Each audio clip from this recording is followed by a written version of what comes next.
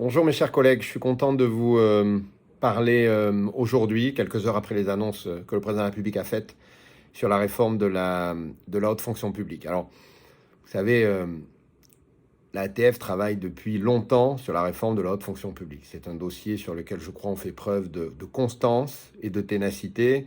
Et j'aime à rappeler que dès novembre 2015, si j'ai bonne mémoire, nous écrivions au Premier ministre de l'époque, Manuel Valls, pour lui demander d'engager la réforme de la haute fonction publique. Et ce n'est pas un dossier sur lequel tout d'un coup il y aura le grand soir, la réforme complète qui règle tous les problèmes.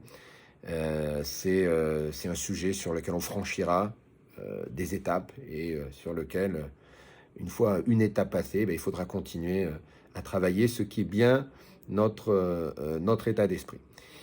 Des étapes importantes, on en a franchi un certain nombre. En 2017, pour ceux qui s'en souviennent, on a franchi la fameuse étape des décrets administrateurs.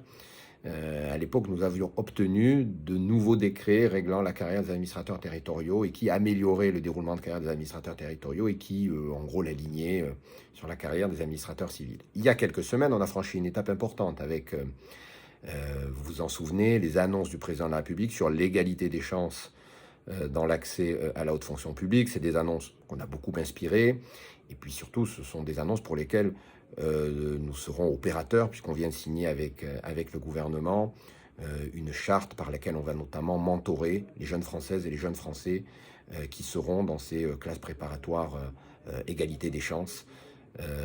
Et nous les aiderons sur le chemin escarpé, nous les aiderons concrètement sur le chemin escarpé de la réussite au concours. Et puis hier, une nouvelle étape avec des annonces du président de la République concernant la formation et le déroulement de carrière.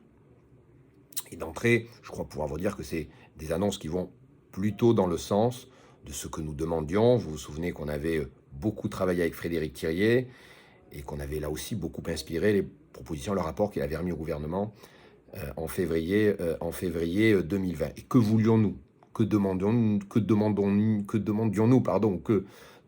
avec constance depuis quelques années? Moins de pensée unique, moins de formatage, plus d'opérationnalité dans la formation initiale des hauts fonctionnaires, plus de décloisonnement dans le fonctionnement de la haute fonction publique, plus de mobilité interversant, plus de carrières diversifiées entre les trois versants et davantage de culture commune de la haute fonction publique. Eh bien, par rapport à toutes ces attentes, je le redis, les annonces d'hier vont dans le bon sens, notamment puisqu'il s'agit, c'est en tout cas la volonté qu'exprime le président de la République à ce stade, d'ouvrir l'appareil d'État et de l'ouvrir à des profils différents, venant en effet des autres versants de la haute fonction publique, mais venant aussi du secteur privé, du secteur associatif. Donc cette orientation nous va bien. Maintenant, on sait qu'une orientation ne suffit pas et qu'il faut travailler, qu'il faut continuer de travailler avec le gouvernement, avec Amélie de Montchalin, comme on le fait.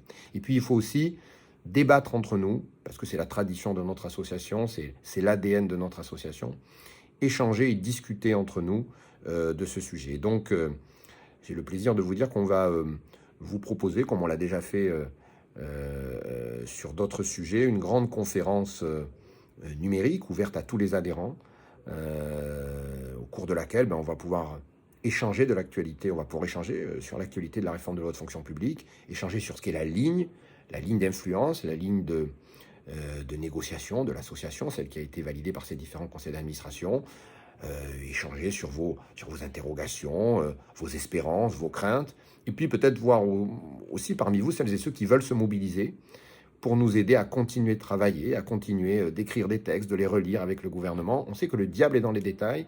Maintenant, on va être effectivement sur de l'écriture, d'ordonnances, de décrets. Tout ne se réglera pas dans le cadre des ordonnances du SOP.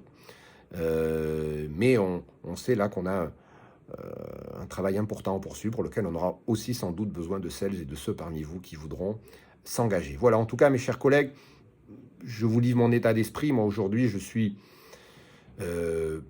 plutôt optimiste, plutôt positif. Je trouve que les choses avancent dans le bon sens, avancent conformément aux valeurs qu'on défend et aux propositions qu'on porte.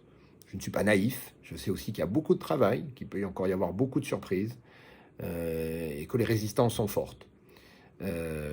et je suis surtout très heureux qu'on puisse échanger à nouveau tous ensemble de ces sujets très bientôt sur un créneau qu'on va très vite vous proposer. Voilà mes chers collègues, je vous souhaite de bien vous porter dans cette période et